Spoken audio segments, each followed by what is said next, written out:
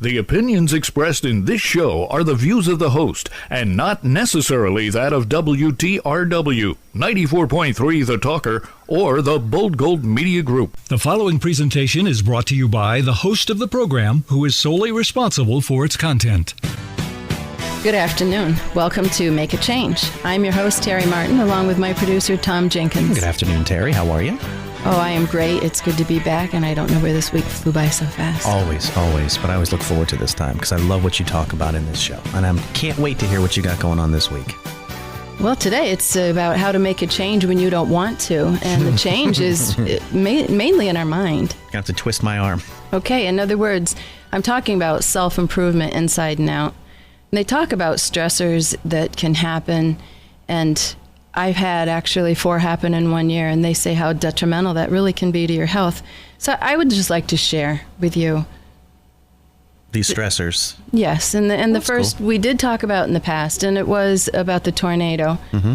But at that time, losing my home and business, then the same year going through a divorce, the same year losing my best friend since birth in a car accident, who also was my cousin, and then having to close down a foundation that I invented and worked tirelessly on. And that attorney also was killed in a car accident. So now this is... It sounds like you were living in Murphy's Law that year. You know, I was tested and tried. And this is where I started to say, where do I begin? And how can I start today? How can I start over and keep going on? You didn't give up, though, did you? No, everything was a lot harder than I thought it would be in life, though. And then I learned how to be more grateful and thankful. Mm-hmm. And I'm not trying to paint some picture that says, poor me. I'm saying this is only a part of my journey and how I had to make changes, whether I wanted to or not. Medairi Clinicals didn't just happen to become successful, and neither does life. And I cannot say everything you can control, like Mother Nature. But I am saying, if you survived, then you're a survivor. You must work on yourself. Well, you have to, because external circumstances, you cannot change 90% of them. So either you accept them or you move on. So you need to change the internal parts. That's from my experiences, because I've been through a lot of stuff as well in my life. And it does. It always seems like the big things always hit you at once, you know. But I don't know if you've experienced this with all those big things that happened to you that year, or even throughout the other years. For me, when a big stressor, if you can call it a stressor, when a big thing hits, you know, like my mom passing away, you know, I can handle that. You know, I can handle the one big thing.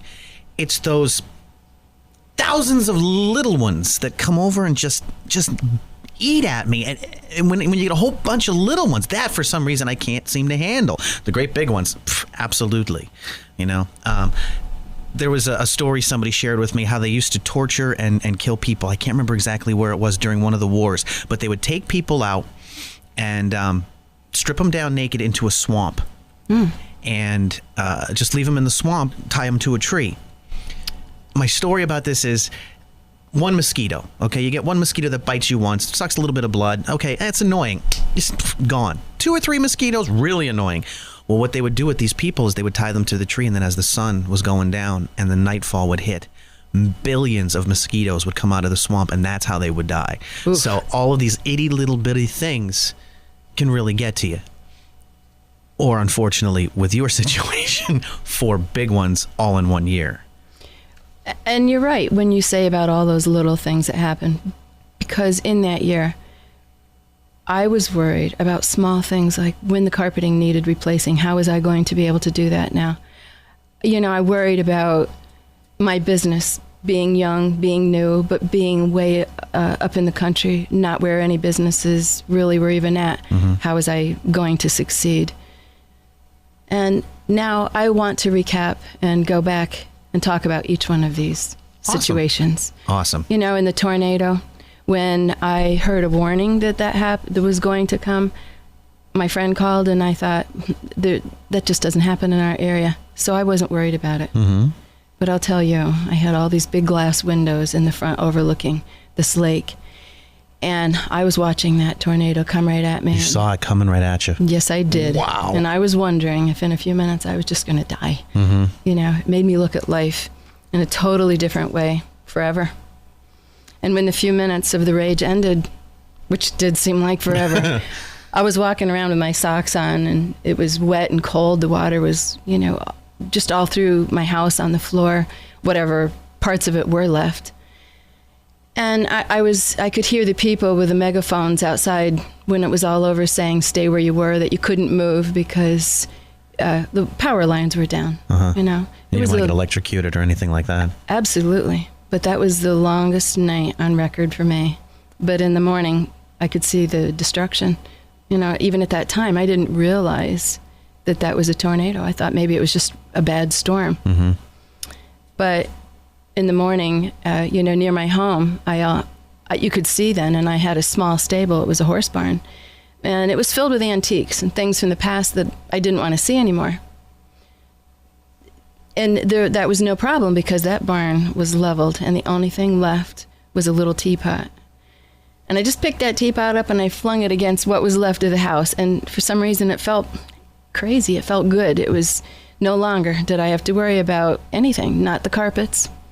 And, when I walked through the house and I looked in the stairs to look upstairs, there was no upstairs. The sky, no upstairs.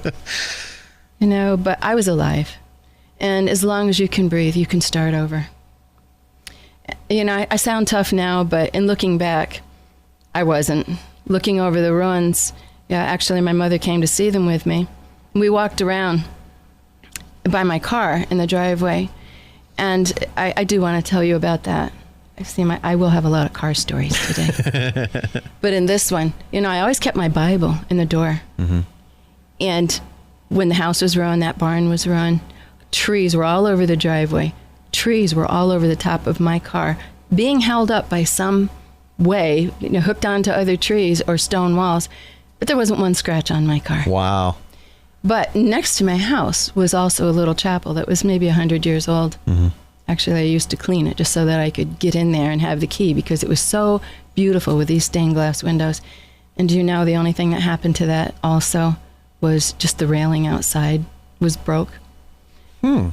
But the destruction was every place else. And in exhaustion and looking up at what I had left, I just laid on the ground. I didn't want to get up. I could just smell that hot heat smoldering, from the water and from the storm. And I looked at my mother and I said, I can't get up. And she said, you have to. You don't have a choice. And I just needed to hear.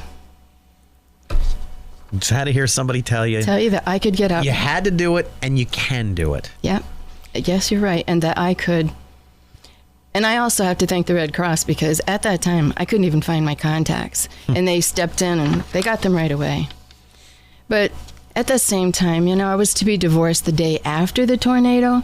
But house-wise, legally, everything was a mess. There really wasn't anything that you could straighten out. So I took an apartment for about 3 months until everything was finished.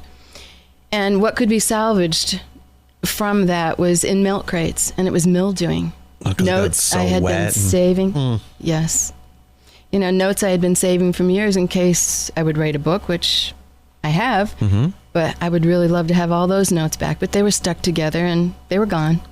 So just another little part of your life that, unless it comes back in your brain and your mind in little clips, you do lose something. Years later, after a storm or many things that might happen to you, you'll go to get something and realize you no longer have it. Mm-hmm. You forgot, you lost it.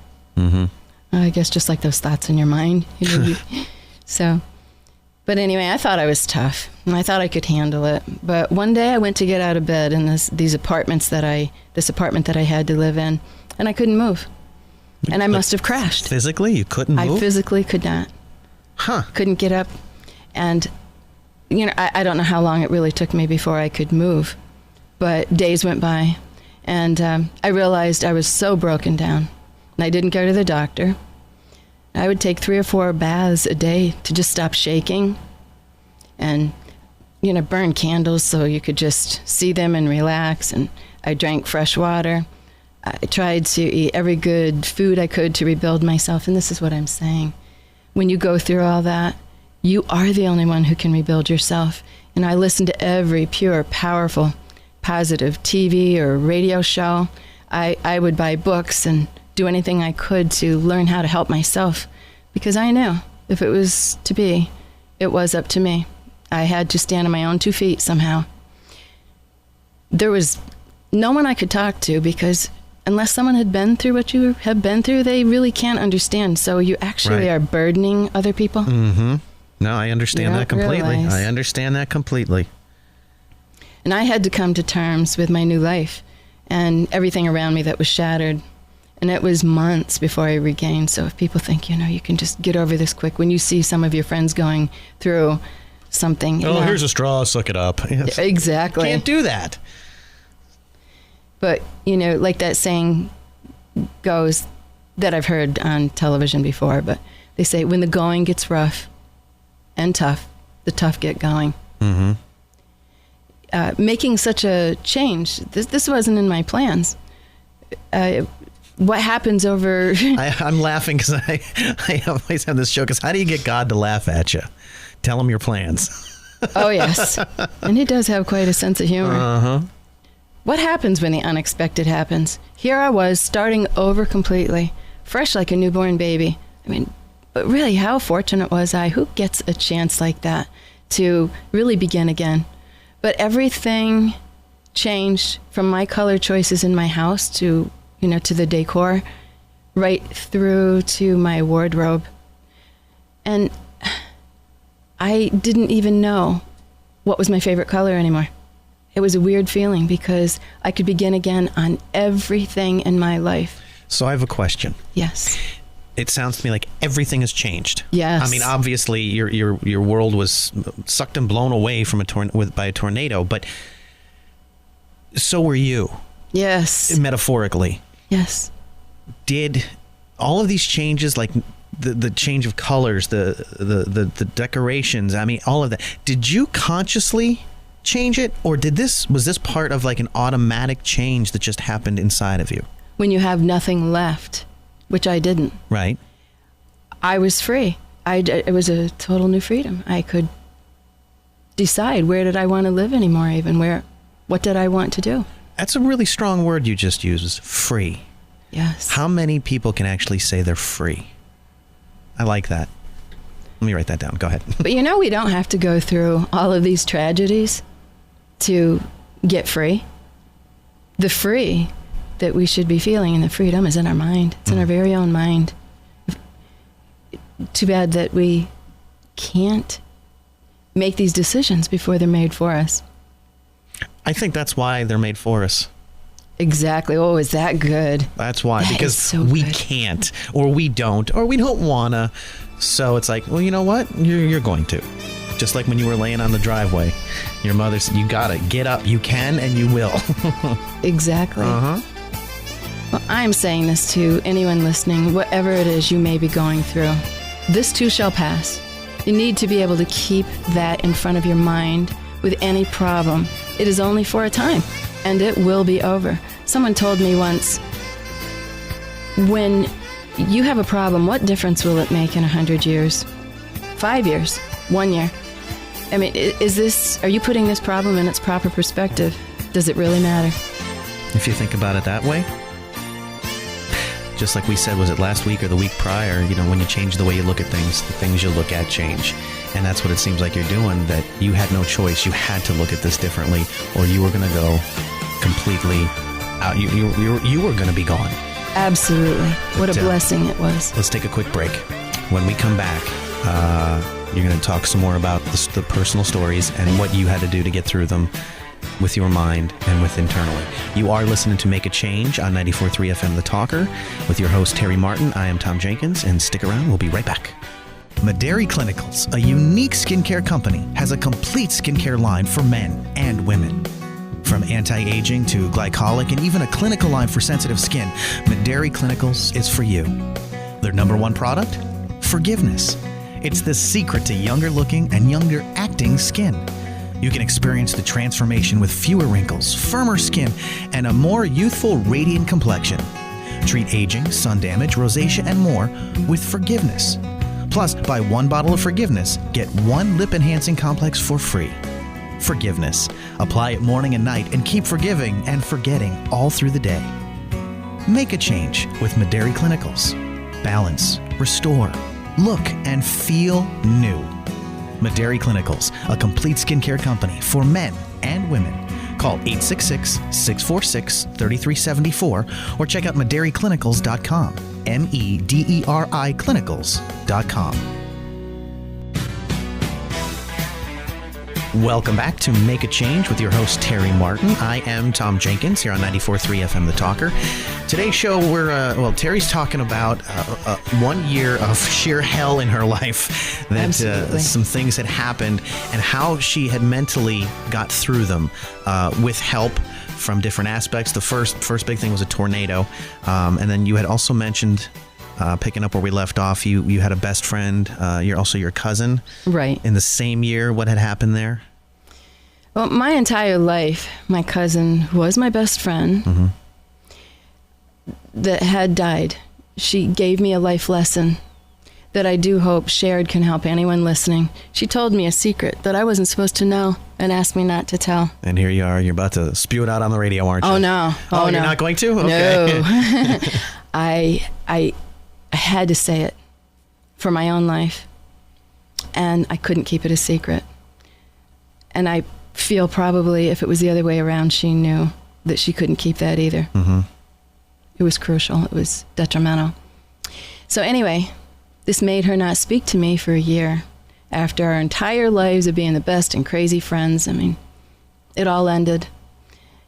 And she was like my sister. She would walk into my house and I didn't even know she was there. The coffee pot was going on, and she practically lived at my house. And I absolutely missed her. But then one day I was walking through the streets at a shopping store, and I saw her, and we ran into each other and we hugged. And I said, I have a new home now, and I'd like her to come and see me. And we mended. And she said she would. But on a cold spring morning, she hit black ice with her car, and she died immediately. So she never got to come. But my lesson is to anyone, don't let anything stay unsettled for too long, because you might not get that chance again. And this kind of thing can happen. The mind can be quite strong to not want to do what we should do, and it does need controlling. People think that their mind controls them, but the freedom what we go back to is when you realize that no, you do control your mind. You control your thoughts. And then we'll go on to the Burns Care Foundation that I formed. It was with an attorney. We had, it was all free, like the work that we did to put this together. And this attorney, for some reason, he was in a car accident and he landed in a lake. And it was in the dark at night. And when he did get out of his car, so it's not really that he died from the car accident, but when he got out of his car, he was trying to swim in the dark and he was swimming in the wrong direction. Oh, gosh. And he had a heart attack, I guess that's what they say. But he had such a big heart, and he was so wonderful that he did all of this work for free. And when I tried to find another attorney to come in and take over, I couldn't. No one would do it. And so we did have to close it down, which I did speak of before. But this was such a good foundation that I do hope one day I can open that back up again. And that was for the Burns Care, where it definitely helped children, not just children, but we did send them to a camp, but we would help set families up so that they would have gas money to get to and from the hospitals and hotel stay or plane fare, whatever they needed. It was a very good foundation. So when this gentleman passed away, what did you do? What did you think? What did you feel? Well, I felt such a loss because this was something that, why did I have to lose every last thing? First the house, then your cousin, now this foundation. Absolutely. So, doubt started setting in, like it does to anyone, because I said, God, why is all this happening? Is it because I shouldn't be doing Mederi? Was I putting too much into my business? And should I just quit? It isn't the number one thing in my life. And you see how doubt sets in, though? Oh, very much so. You start doubting everything, start second guessing everything. And I call that fear. Oh, yes. You know, doubt for me is fear. When I have doubt, I'm afraid of something. I'm afraid to try something. And fear is a word that just riddles me sometimes, where it keeps me from doing the things I want to do, and it makes me do things I don't want to do. You're right. And you call it doubt, I call it fear. And sometimes when I sit back and take a really good hard look at myself, or actually step out of myself and look at me from a different angle, it's like I'm like a scared little boy anymore. But aren't you mad, though, that you could have done it? You look back and you know you could have done it. Complete regret. Absolutely complete regret based on the fear. But I had to step out to see where the fault was. Obviously on me. Mm-hmm. And that fear. And I have to make a change, ironically, to step up and face the fear and walk through. And it's silly little fears. Mm-hmm. They're silly, but they're so little, but they're so powerful in the same breath. And that's where all that doubt would come in and all of that. And when you speak to yourself and you keep saying, I can't mm-hmm. continue. And that's what I was doing. Now I just had to learn I can. In fact, that's why I'm here on this radio show. Because I can. My favorite question to ask myself is, how can I? Instead of I can't, instead of saying I can, I say, well, how can I? How can I? And I'm not afraid to ask for help either. Most people are. Well, I got this. I'm good. Nah, I don't need. No, I'm good. And we're sitting there alone in a corner, rocking back and forth, going, why couldn't I just ask for help? That's a man thing. Exactly. That is a man thing. You're 100% right. Well, so you have all this doubt. You're saying, I don't know how to go on. What did you do? Well, I was back on my computer and I got an email from a girl in a foreign country. And somehow, I don't know how, I don't recall, I don't know who would have sent her product from Mederi, but she somehow was burned in her apartment. And I can't remember the country she was from, but the door locks are opposite of ours. That I do know. Mm-hmm. So she said she was cooking. And when the flames caught on fire, the pan and everything, she tried to get out the door, but I guess you have to have a key the way that they do it. Okay. And she couldn't find the key. She couldn't get out. So she was explaining her whole experience and saying how much Mederi helped her. And that's all I needed again. I needed something positive, somebody to say that it was what I needed. It was at the right time. It was right when you had that doubt, you had those fears, you had no idea what to do, no idea where to go. Not only did Murphy's Law take away, but whatever it was, brought it back. Mm-hmm. And I said again, no, I'm not quitting. So you see how important your words of encouragement are to someone. I think when you get that little nudge to say you need to go do something nice for someone or say something, you really need to follow your intuition. Sure. You need to follow that feeling because it's probably someone needs the word that you have to give, not just that you're waiting to get one. I always try to tell people, do something nice for somebody and don't get caught doing it. Oh, that's beautiful. I like that because that way it's pure altruism and you're not looking for a pat on the back or a way to go or a good job. You're just doing it because you know it's the right thing. And the hardest time to do that is when you don't want to. Oh, yes. That's when you should. More than any time else. Mm-hmm. Such a good feeling when you go against yourself, when you know you should do it, you don't want to, but isn't it just wonderful when you finally talk to that mind again? After the fact. Oh, yeah. Because I get so uncomfortable in my own skin when I'm going to do something I really don't want to do. And I just grit my teeth. It's like, all right. But then after the fact, it's like, oh, thank you. I'm glad I did that. I'm so glad I got that over with. And that is wonderful. And it worked out. And what the heck was I fearing so much? But yeah, after the fact, it's good. Before and during, I'll beg to differ on that one. Talking about Mederi, it was like another child. It was like my baby because basically I did birth that. It was every time we moved to a new home, which did happen quite often for a while, I always had to find an extra bedroom or take the dining room away until Mederi grew enough. And I didn't know at that point how it was going to grow. Right. So it was, you just know you have to keep moving and don't ever stop moving. That's how, when you don't know where to go, they say just put one foot in front of the other, and you keep going by faith when you just can't see. So when money was low and I was exhausted, I really have one very embarrassing story to tell. I actually lowered my standards and I went to the welfare office. And that was something I said I would never do. Mm-hmm. I'm finding out, never say never. I have eaten so many words. And my poor mother, I begged her once again to go with me because I was so ashamed. And full of fear. Oh, and that isn't something I wanted to do. Here I was the mother of 5 children, married at 17 years of age, and single most of the time when they were 2.5 to 12. And I always worked very hard, and most people knew me because I had a business for years before this.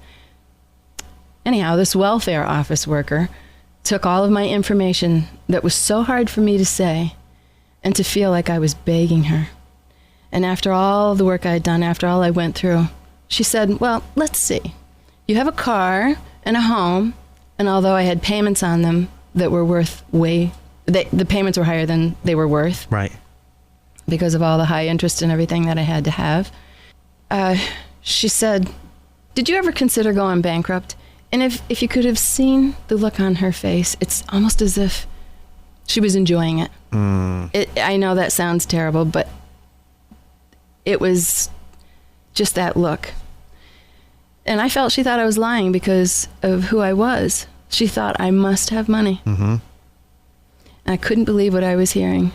After fighting that hard to work, and I just was exhausted. I just needed that little bit of help. And the first time you ask for help outside of your mom, this is what happens. And I got up, I walked out crying so she couldn't see me because I felt I just felt she was enjoying that. And I said to my mother, I can't believe I lowered myself to do that. I will kick myself in the butt and never stoop that low again. I will somehow polish my skills. And I did, although I tried many jobs. Mm-hmm. I do thank God now, though, that I never got that help, or I probably wouldn't be where I am today. No, I know I wouldn't be. Mm-hmm. It's too easy once you start on that easy road. We see that right now. I feel so bad when I see a lot of young women or women that have gone through a divorce, or they have all the children and they think that they can't get up out of it. And once that road starts getting so, not that it's easy, but it is, when you get the insurance and you get all the food and you get everything that you need, then it's pretty hard to find a job that can give you all that. So they lose their dream.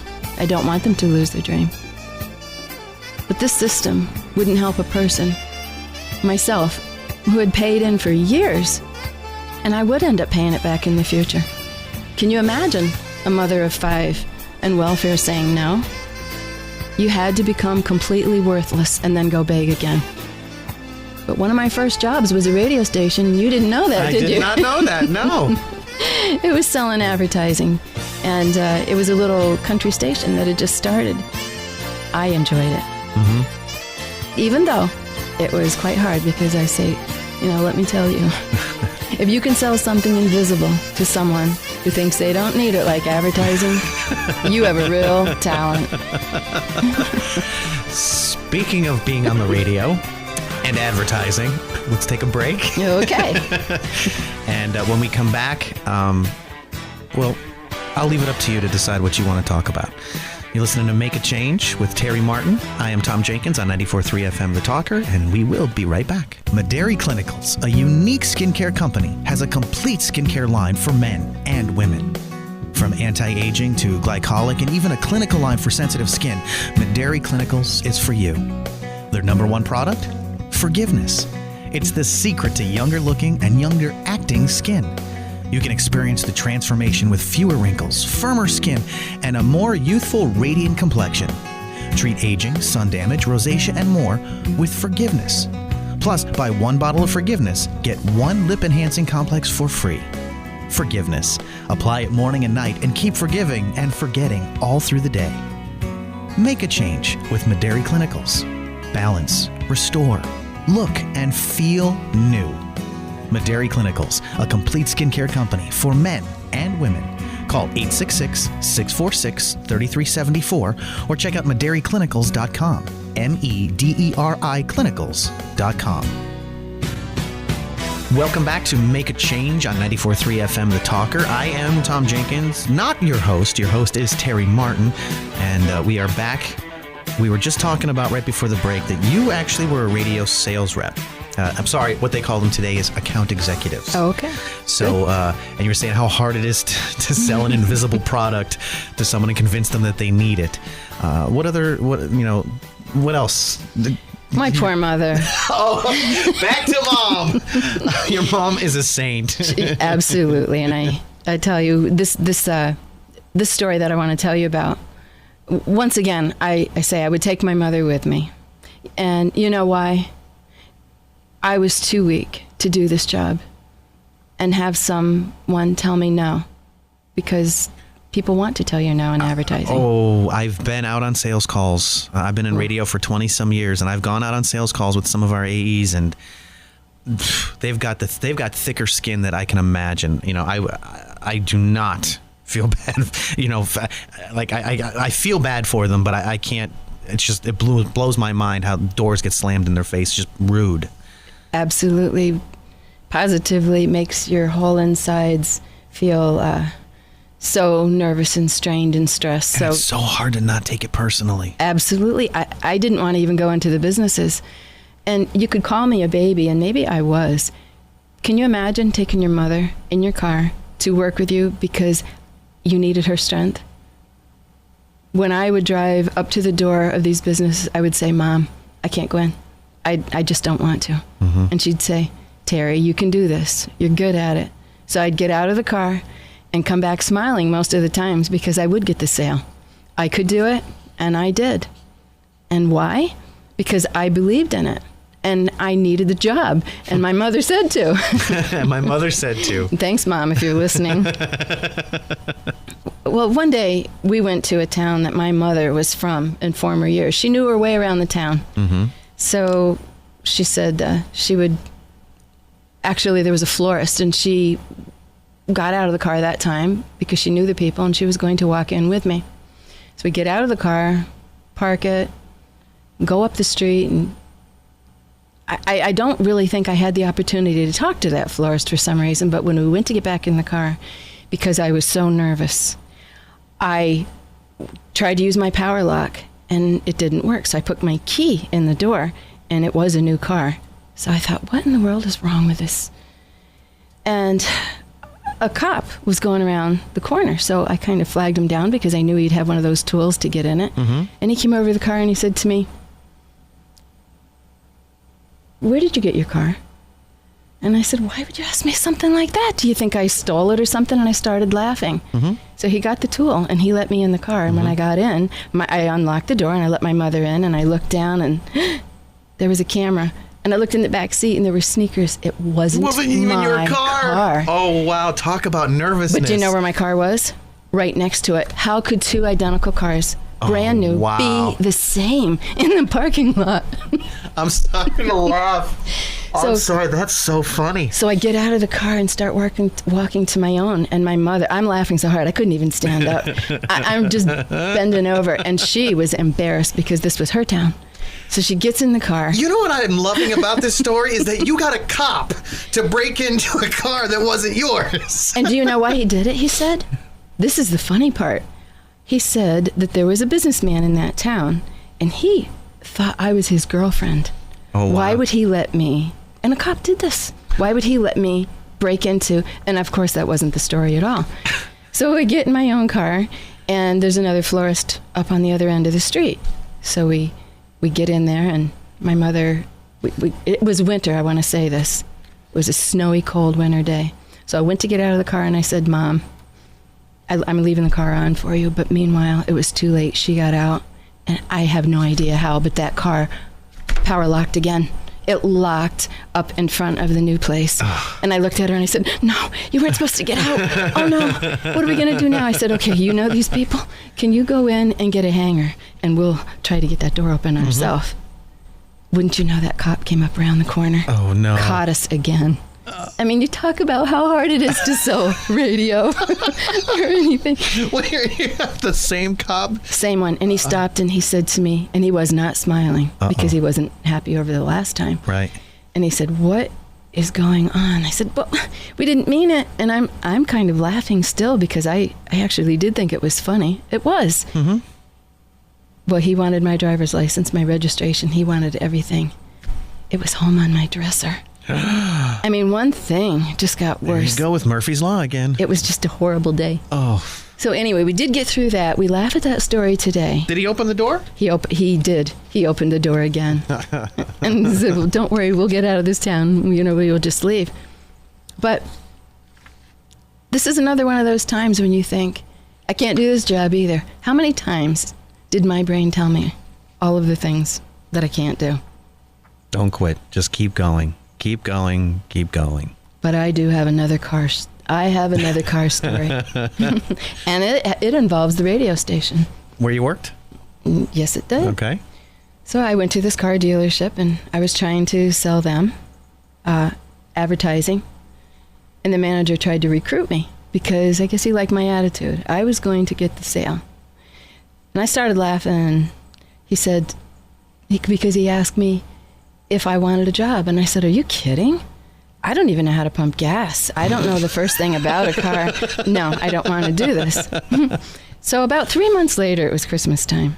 And I tried to order gifts for my 5 children on my credit card. And there was no credit left. And they canceled the order. And I was counting on that.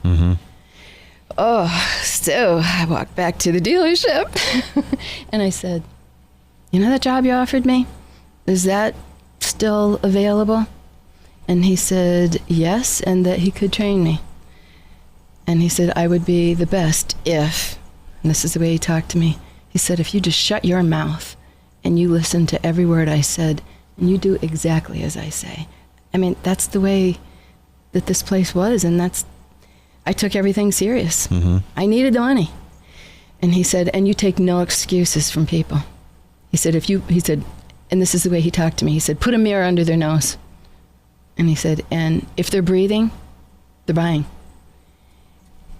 I don't know if they listened in on my phone calls because they said that they could, to see if you were doing everything right. And it appeared that, I don't know how he heard everything, so maybe he was listening, but he did make me be one of the very best salespeople. Nice. But I do want to tell you about that because our very first sales managers meeting, he took us all in a room and he said, okay, and it was all men, and he said, okay, like, Larry, how many cars are you selling? And he might say 3, and another one might say 7, and the other one might say 11, and he came to me and he said, so Terry, how many cars are you going to sell?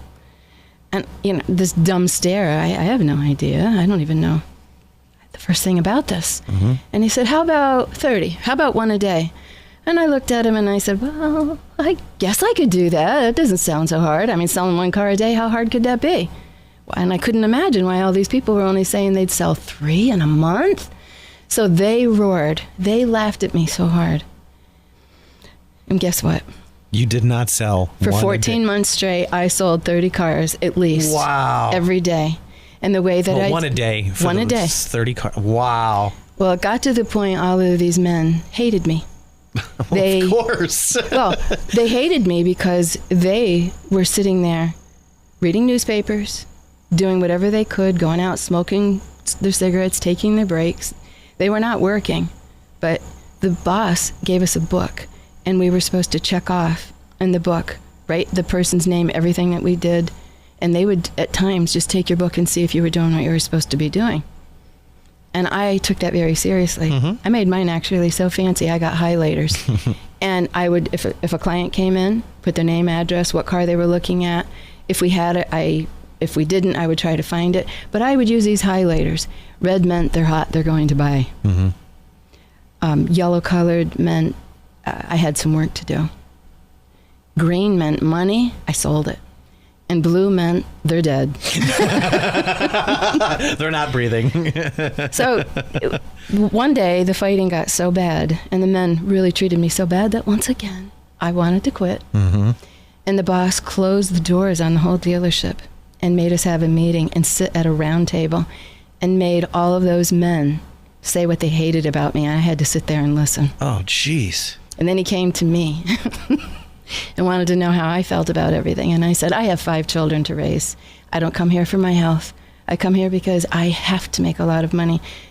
I can't even remember what lunch tickets were at that time. I think it was $80 a week at least. And babysitting was $120. Well, how much money would you have to make just to cover those expenses to work and then still pay your bills? Mm-hmm. So I said to them, that is the way I work, and that's the way I'm going to continue to work because I have to. And after that, we worked together. Everything was fine. But I do have to say, during that time, I read the manuals. Now, I couldn't look back now and tell you anything about 4-cylinder, 6-cylinder, or whatever all these cars were. But what I do know is, I don't know if you've ever heard this. Do you know who Joe Girard is? Mm-mm. He is in the Guinness Book of World Records for selling the most vehicles in this world. And when I listened to his tapes, his CDs, DVDs, whatever you have now, Mm-hmm. I was so pumped up and excited by his life and how he sold cars. And he was just human. I don't recall him ever saying anything about the make, model, or anything else. He told his life, and he told why he sold and how excited he got about life. Well, he got me so excited, as you can tell. Mm-hmm. It absolutely worked. But I would say to anyone listening, doesn't matter what you sell, doesn't matter even what you do in life, get Joe Girard's information and listen to it because you will be pumped. You're listening to Make a Change with Terry Martin and me, Tom Jenkins, on 94.3 FM The Talker. One quick question, Terry, just in case people are listening and wondering, why on God's green earth are you telling all of these stories? What is the point to all these stories that you're telling so far? Because you do what it takes, whatever it takes. You don't know what life is going to hand you. And thank you for asking me that question, because when things were so bad, you grab at anything that you can. You don't know what to do first. So for myself, whenever an option came, if it was a job, it was a paycheck. That's the way I looked at it. But I know at one point, in between jobs, it wasn't always that I had one, but I didn't let it go for too long before I found another one. But at one point, I was so upset. I went to a local doctor. Now, I've never done drugs. But this time, I thought, maybe I need a sedative. I can't take all of this. I need to be medicated. And this doctor was actually a year ahead of me in high school. And when I went to see him, he knew who I was. He knew everything about my life. He knew the business that I had and that I financially had money, but didn't now. Mm-hmm. And I said to him, maybe I just need a sedative to get through all this. I said, because after who I was and what I am, and I'm, crying to him, I can't go wait on tables. I don't know how to wait on tables. And he said, well, you have 5 children. You must know how to wait on tables. Changing the way you look at things. Okay. But he said, to become a doctor, I had to sell my blood, and I had to do all kinds of tests. And if you have to do something for 6 months that you don't want to do to get through to get where you do want to go to, then can't you do that? And he patted me on the back again, and he said, no, I'm not signing any prescriptions for you. You don't need anything. So in the few times when I would try to buckle down and say that I need help, I couldn't get it. And for some reason, I guess God was always making me find the way to get strength within myself. Find it, but not from an out. I will disagree with you. Really? On you saying that you didn't get help. Oh, I did get help. Isn't that cool? Oh, thank you. You're welcome. I did. You didn't get the help you wanted. You got the help you needed. Oh, yes. Mm-hmm. And I want to also say I respect everyone that's giving me the time to listen to me on this program. And my goal is to help you with your goals and how to step up and be the person you always wanted to be. That is before so many setbacks have happened to you in your life. Make a change. Begin again. And it doesn't matter how old you are. You can always No. start over. Right. Always start over. And if you can look at your past mistakes. Well, that's I try to live by this motto. I try to be goal oriented, but I also try to be mistake focused. Not to just skip past the mistakes, but look at where I made the mistakes so I don't make them again. And mistakes to me is not a negative word. It's not a bad word. Failure is not a bad word. It's a choices. It's a teaching word. It's a learning word. It's like, okay, I failed at that. Why did you fail? Because I'm terrible. No, because you've made a mistake somewhere. Fix it. Don't do it again. And it's okay to say, well, I have tried every option that I can possibly think of. I have gotten every bit of help I can possibly imagine. I still can't do it. Well, you know what? I was not meant to do that. Period. And I'm okay with that today. I am not meant to juggle 7 balls in the air at one time. I could do 3. That's my max. But it's okay to fail as long as you're learning from it. And that's where the change could be made as well. We're running a little long here, so let's take another quick little break. And when we come back, you have another story? I have many stories. Awesome. So don't you go away. You are listening to Make a Change with your host, Terry Martin. I am Tom Jenkins. Of course, if you have any questions for Terry, you can give her a call at 866-646-3374 or check out our webpage, which is MederiClinicals.com. And more on Mederi Clinicals, well, right now. Mederi Clinicals, a unique skincare company, has a complete skincare line for men and women. From anti-aging to glycolic and even a clinical line for sensitive skin, Mederi Clinicals is for you. Their number one product? Forgiveness. It's the secret to younger looking and younger acting skin. You can experience the transformation with fewer wrinkles, firmer skin, and a more youthful, radiant complexion. Treat aging, sun damage, rosacea, and more with Forgiveness. Plus, buy 1 bottle of Forgiveness, get 1 lip enhancing complex for free. Forgiveness. Apply it morning and night and keep forgiving and forgetting all through the day. Make a change with Mederi Clinicals. Balance, restore, look, and feel new. Mederi Clinicals, a complete skincare company for men and women. Call 866-646-3374 or check out MederiClinicals.com. MEDERI Clinicals.com. Welcome back to Make a Change on 94.3 FM The Talker. I am Tom Jenkins, along with your host, Terry Martin, for Make a Change. And Terry, you just, we're talking about different, I guess you can call them horror stories, that you've the different turns and twists that you've taken in your life and things that have been thrown your way. Mostly everything that you've been talking about has been not wanted until it got to the point where it had to be wanted, and then you made the change mentally. And you've been talking more or less about your mind and the support from your mom and all of the things that forced you to have to change your mind. And you just said something right before we came back to me, and I want you to focus on this for me. I liked how you said this. I was crippled by my mind. Elaborate on that, please. You're listening to a person who could hardly get out of bed at one point. Mm-hmm. I did not know that my business would be successful. I didn't know that I couldn't see that road way ahead, that I just finished my 2nd book now. Now, what if I did let my mind cripple me? Because I absolutely was. I was crippled by my mind at that point. But what if I quit right there? And how many of us do? I did hear at one point, they were talking about when we're young, our dreams are, you put your hands up real far apart. We have this huge dream. But by the time we get older, to my age now, your dreams are just so small, just so you can get by, just so you can make it. But that isn't the way that we have to be. We can excel in our older age, and that's why don't be afraid. It's, the problems and the situations that we have, I look at it like all of these years, for these 20 years that have been very hard, were my college days. Okay. And so that's okay. I figured out that it didn't matter if it was that I was going to college and I was spending on the books and putting all those years in college. When they get out, they still have their journey too. And so I didn't go to college. I just had a different kind of college. Yeah, the School of Hard Knocks. Oh, yeah. And yes, it was.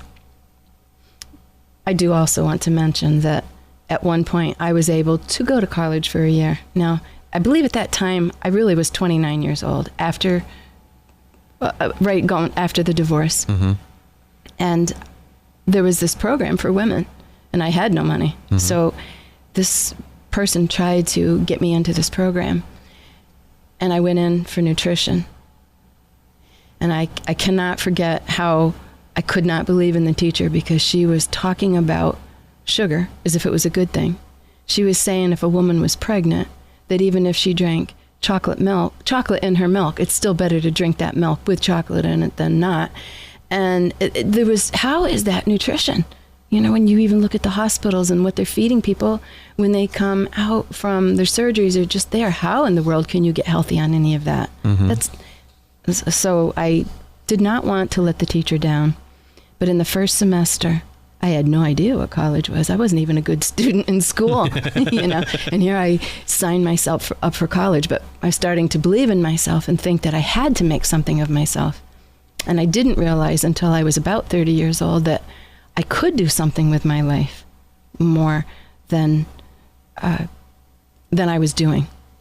But when the dean called me in and I had 2 marks that were very bad, they weren't Fs, they were like a D, but it wasn't, he was almost telling me it wasn't worth me going on. I gotcha. And I pretty much begged. I said, no, I will try harder. Please don't. I have to finish out what I was given, because I felt if I was given something free, I wasn't going to let that person down who got me that, what would you, like a scholarship of some sort. So I did have that behind me. And one other reason also that I couldn't go beyond a year, I shouldn't say that I couldn't, but it really made me even more broke than I was, because you have to go to school, you have to study, and you're either going to work, but when you have 5 children, that's work. That's a full-time job. My wife is still in school now, and we've got 2 kids, and I'm surprised her hairline's not closer to mine. I know exactly what you're talking about.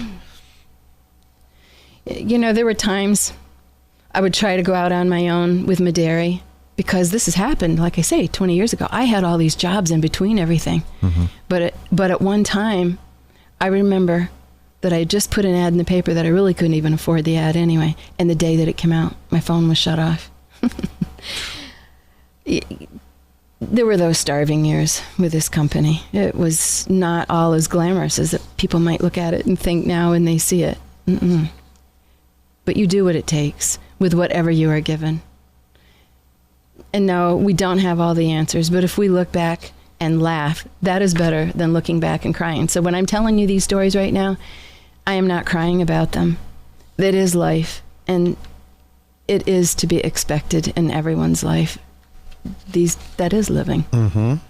But if you can try to look back and see the happy times and see those times when you really laughed, then that does help you. So a lot of times they say, don't look back. Well, yes, you do. You have to look back. I insist on looking back to see where you have gotten to and why you've gotten there. Again, learning from your mistakes and also learning from your successes. You know, what worked, what didn't work. And I like that. Don't look back and cry. A man had said this to me one time, and this made a lot of sense to me. Victims can never get better, but victimized people get better every single day. And that made a lot of sense to me, because, how easy is it for us to look back and play a victim? And that's exactly what we're doing, is playing a victim. And today, for myself, I try not to be a victim, because I'm not a victim. I'm a volunteer when I go back into that place. And that's just not a good place for me to go. Can I tell you one more funny story? Please. This one is actually embarrassing, but one night I had to sleep in my new office. Okay. You know, life and situations weren't always so good. And it was in the summer. And the air conditioning was on. It was actually an old bank, and it was built very well, constructed. But everything had its spot, and I could not find the switch to the air conditioner. And I didn't have any pillows. I didn't have any blankets. This is radio. You have to see she is actually blushing. She's actually turning a little bit of red. Well, the only thing I could find, and I do have a lot of, if you should say, ingenuity, there was a roll of Bounty paper towels. Okay. So I unrolled them. I was so cold, but I would not give up.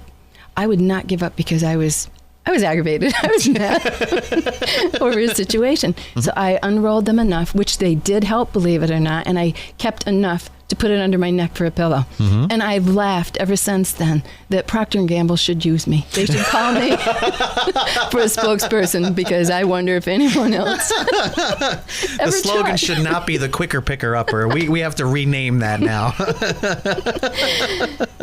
But see, this is one that I laugh at now. Mm-hmm.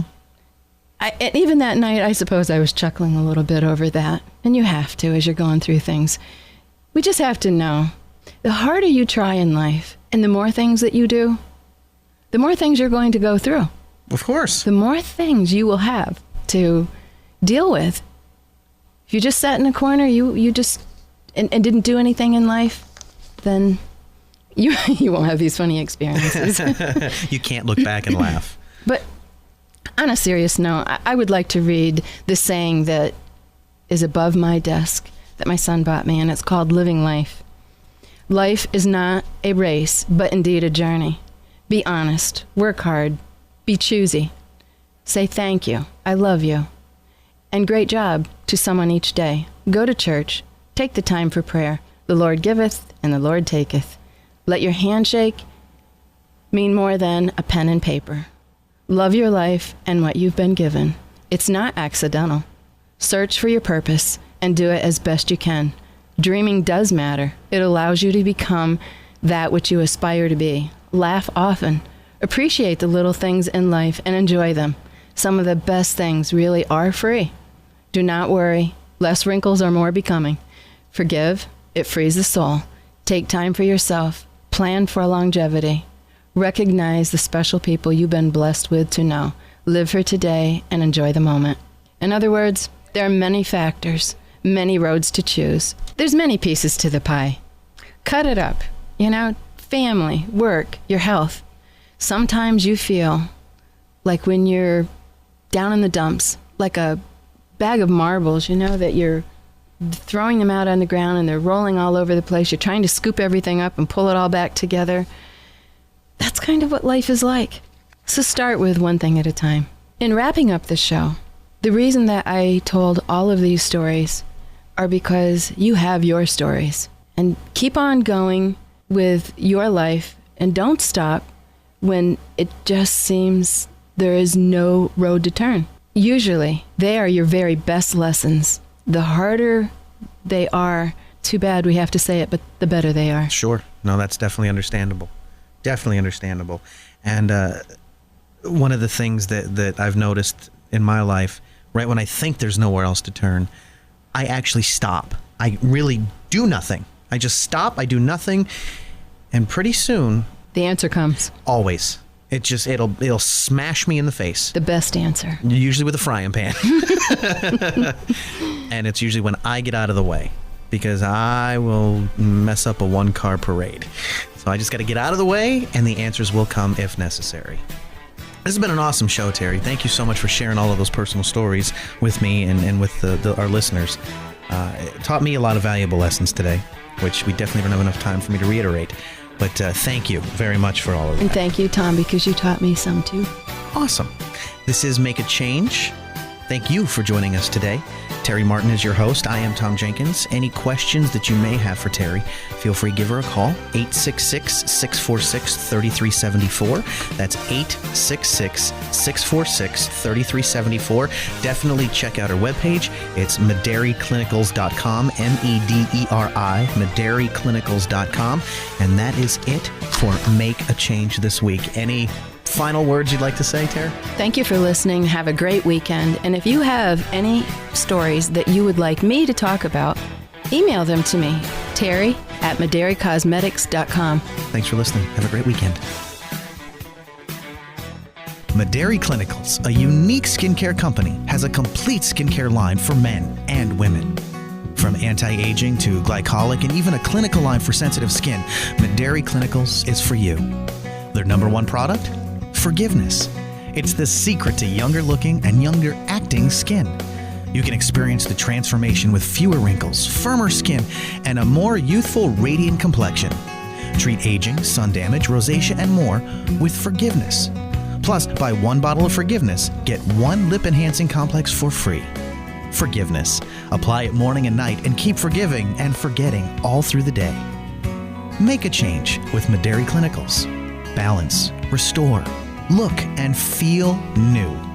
Mederi Clinicals, a complete skincare company for men and women. Call 866-646-3374 or check out MederiClinicals.com. MEDERI Clinicals.com.